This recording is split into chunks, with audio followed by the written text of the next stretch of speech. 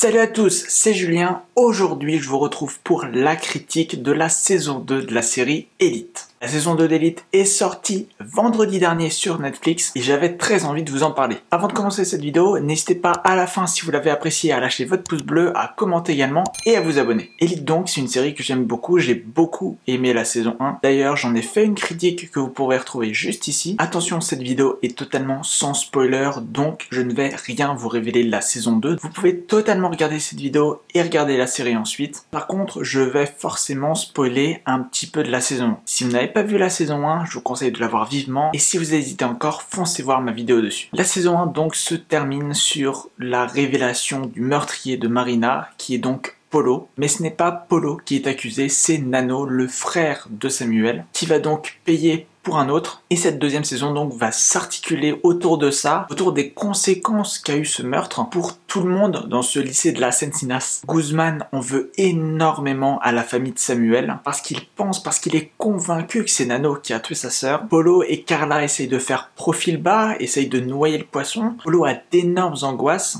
Donc cette saison 2 est la continuité totale de la fin de cette saison 1. Elle va donc montrer le comportement de chaque personnage, comment ce meurtre a bouleversé tout le monde. Je voulais donc revenir premièrement sur les personnages parce que c'est le cœur de cette série, c'est le cœur même de cette saison. Déjà, si vous vous attendez à voir énormément Nano et Christian, deux personnages phares de cette saison 1 puisqu'ils sont incarnés par des acteurs de La Casa de Papel, je suis au regret de vous dire que vous n'allez pas beaucoup les voir. En fait, la raison est très simple, c'est juste un problème de calendrier. Le tournage de La Casa de Papel partie 3 était à peu près au même moment que le tournage d'Elite saison 2. Ce qui explique pourquoi on voit si peu Christian et si peu Nano dans cette saison. Ce qui fait qu'on va du coup se concentrer beaucoup plus sur les autres personnages. Mais cette saison 2 va être l'occasion d'introduire 3 nouveaux personnages, Valerio, Cayetana et Rebecca. Rebecca qui est issue d'une famille riche, mais qui est nouvellement riche. C'est une famille qui est riche depuis très peu de temps, donc elle garde entre guillemets les valeurs de la pauvreté. Elle sait ce que c'est d'être pauvre et le fait d'être riche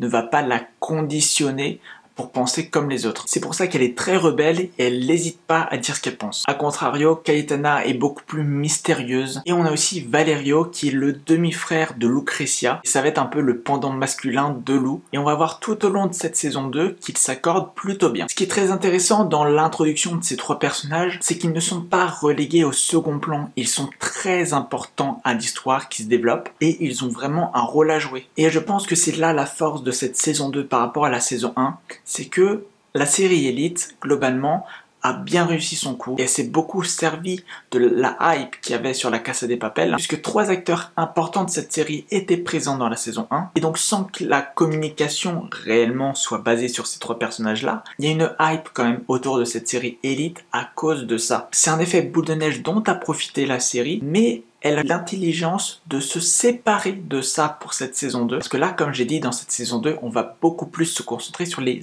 autres personnages. Ce qui fait que globalement, je trouve que la série est beaucoup plus structurée et que les relations entre les différents personnages sont beaucoup mieux réparties. Donc surtout pour cette saison-là, ne vous attendez pas à voir un enfant caché de La Casa de Papel parce que c'est pas du tout pareil. Comme dans la saison 1, dans cette saison 2, on a le même montage avec plein de cliffhangers, plein de révélations en fin d'épisode, et la saison 2 en joue encore beaucoup. Je le pense toujours, je suis pas sûr que ce soit le modèle le plus adapté pour une série Netflix, parce que le modèle de Netflix c'est le binge-watching, et avoir des cliffhangers aussi énormes en fin d'épisode à chaque fois. Bien sûr, ça éveille notre curiosité, mais notre curiosité va être satisfaite 30 secondes plus tard, au lieu d'une semaine comme la plupart des séries auparavant. Ça plaira à certains, ça déplaira à d'autres. Pour ma part, ça m'a pas gêné, et j'aime bien cette idée de montage avec énormément de flashbacks et le fait qu'on dévoile petit à petit l'intrigue et qu'on laisse un petit peu de suspense. Cette saison 2, donc là, ne va pas tourner autour d'un meurtre, mais va tourner autour d'une disparition. Mais c'est une disparition qui est très mystérieuse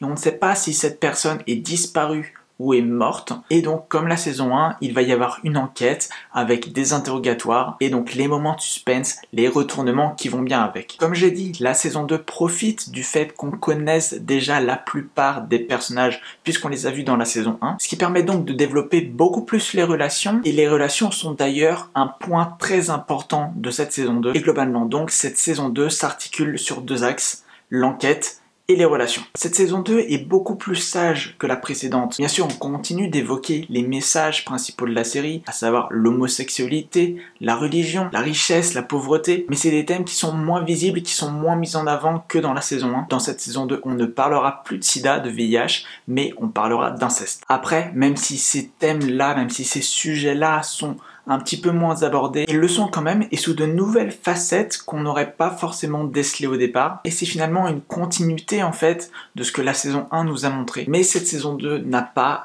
que des qualités. C'est une série que j'ai beaucoup aimée, mais c'est une série qui ne plaira pas à tout le monde et c'est une série qui forcément a des défauts. Notamment un qui est le défaut principal et qui reste le même globalement que la saison 1, c'est les facilités scénaristiques qu'il y a. À force de faire énormément de cliffhangers, de retournements de situation, il y a des trucs qui paraissent illogiques, il y a des couples qui se forment qui paraissent illogiques, il y a des retournements de situation avec des révélations qui sont peu plausibles au final quand on y réfléchit bien. Mais une fois qu'on est rentré dedans, même si bien évidemment ces facilités scénaristiques-là, on les voit, elles sont flagrantes, finalement on les accepte quand même.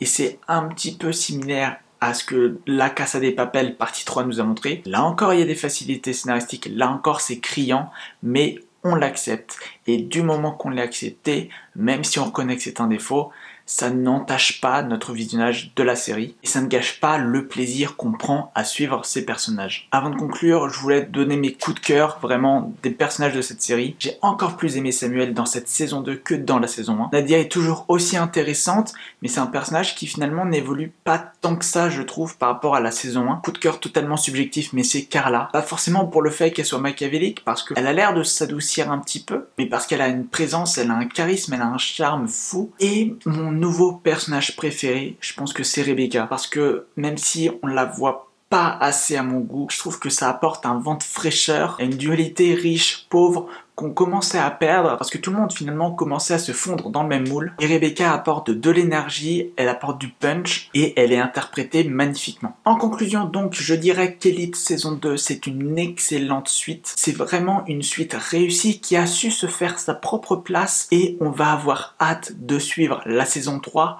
pour ces personnages-là et pas parce que c'est une série avec des acteurs de La Casa de Papel. Et je pense que c'est là le plus gros point fort de cette saison et je pense que c'est là son plus gros atout parce qu'elle a su prendre le risque et s'éloigner de cette hype mouvante qu'il y avait depuis la saison 1 avec, je vous l'ai dit, les personnages de Maria, Nano et Christian qui étaient interprétés par des acteurs de La Casa de Papel. C'est une très bonne chose. Le cliffhanger final donne un petit peu envie de voir cette saison 3 et même si d'un côté ça paraît tiré par les cheveux et d'un autre côté c'est assez prévisible dans le dernier épisode, mais c'est une série que je prends plaisir à voir et c'est une série dont j'attends vraiment impatiemment la saison 3. Est-ce que vous avez aimé cette saison 2? N'hésitez pas à me le dire dans les commentaires. Si cette critique vous a plu, n'hésitez pas à la liker. N'hésitez pas non plus à vous abonner, c'est un énorme soutien pour la chaîne. On se retrouve très vite pour de nouvelles vidéos sur le cinéma mais aussi sur les séries. Mais en attendant, vous le savez, portez-vous bien.